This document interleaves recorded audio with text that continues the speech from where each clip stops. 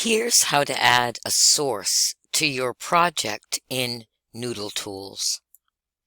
First, you'll need to open your Noodle Tools project, log into Noodle Tools, and click on the link for the project that you're working on. Now you'll have a new blank screen where you can add sources. You'll also want to have your source handy so that you can access the information you need to create your entry. I've pulled up an article from an online magazine here to use for a demonstration.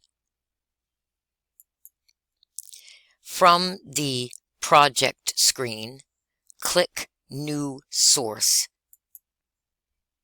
You're first asked where you found the source. Did you find it in a database, a website? Is it a print article? Did you view or see it live? Was it a file that was shared to you, with you, or some other source? In this case, I'll choose website because I found my article on a website. Now I'm asked, what type of a source is it? In most cases, for online sources, it will be a web page. Now I'm going to fill out this questionnaire of information in order to create my source for my project or bibliography. So I just work my way through the questionnaire, starting with the URL and filling in the different information that's required. Some things to note about the questionnaire. The date of access is the date that you view or consult the source. You can click the Today link if you are viewing your source at the time that you're making your bibliography. Here, for contributors, you have to choose a role. If you click on the drop-down menu, you'll see these are the available roles. I'm going to choose author and enter the author's names for my source. Because I have more than one author, after I enter the first one, I'll need to click the Add Contributor button. Note that you'll keep your authors in the same order they're listed on your source. So I've started with my first author here, and now I will add my next author.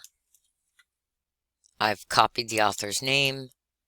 I'm going to click the Add Contributor button to add a second author, and I'll continue adding until I've added all my authors, choosing the role.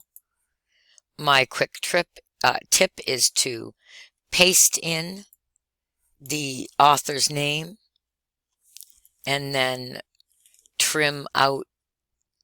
In this case, I'll trim out the first name and the last name. This way I'm certain that my spelling is correct, and it's very important to have accurate spelling in your bibliography.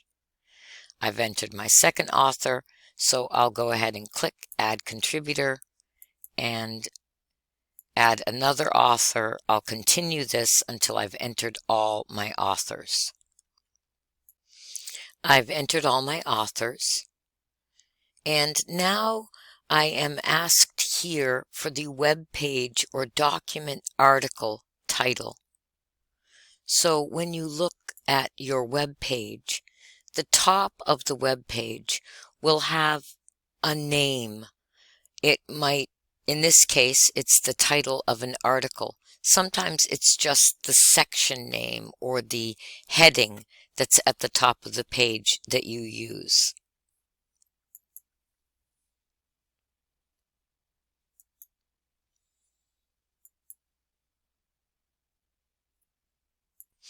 Once you've completed filling out the questionnaire, you'll click the Save button,